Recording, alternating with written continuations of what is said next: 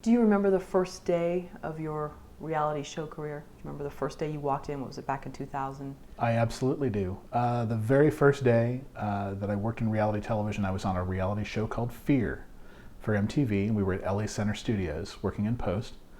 I was a logger transcriber, which meant that I was going to basically do transcription of all of the field content for the benefit of the story producers. I showed up to work. I got the immediate glamour dosage as I walked into the elevator, and Jennifer Love Hewitt and the security guard were in the elevator at the studio. Went up to the office, got acquainted with everybody, and the first night that I spent was 7 p.m. to 3 a.m.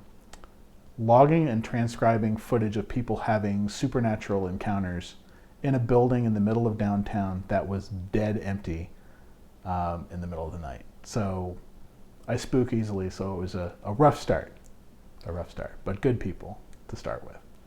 So what was your idea of this industry like? You graduated from Full Sail. Right. And I think you drove across country. Right. So knowing that a lot of it is sort of this grunt work to start out, over the next few months, what was your impression of the industry, knowing that this could be my life for a few years? Mm-hmm. Well, originally I had moved to California thinking that I was going to be a screenwriter, and movies are where it was at, and I had tons of specs written, and I was just going to take meetings and meet people, and this was going to be temporary. Reality television, I came at the perfect time because it was really just sort of being reborn in the format that it's in now. This is 2000. You're talking about, Survivor came out that year. A lot of the key shows that really changed the game came around right as I was here. And I started to realize things like, this is not something that is seasonal. Like, they'll do 1 or 2 seasons of a show a year. You can start in March or you can start in November. Like, why wouldn't I want to work in a business that was year-round instead of worrying about getting a job once a year, and then if I missed staffing or I couldn't sell something, that I would just have to sit at home. And suddenly it started looking really attractive, just from the perspective of a paycheck that didn't quit. And so did that dream die in terms of wanting those scripts to be made for film or television, for sitcoms? Or did you see a new form of creativity take place with reality TV? How did that shape for you? The thing that I always tell people about story is anything you know about story can be applied to reality television.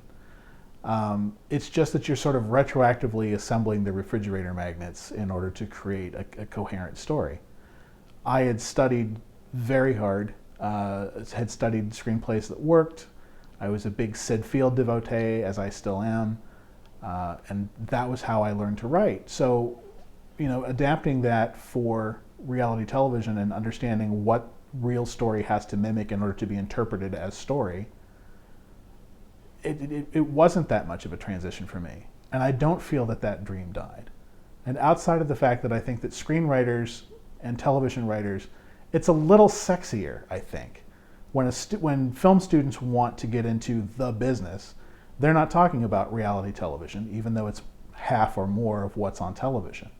They're thinking about movies and TV shows because there's a perception of glamour that goes with that.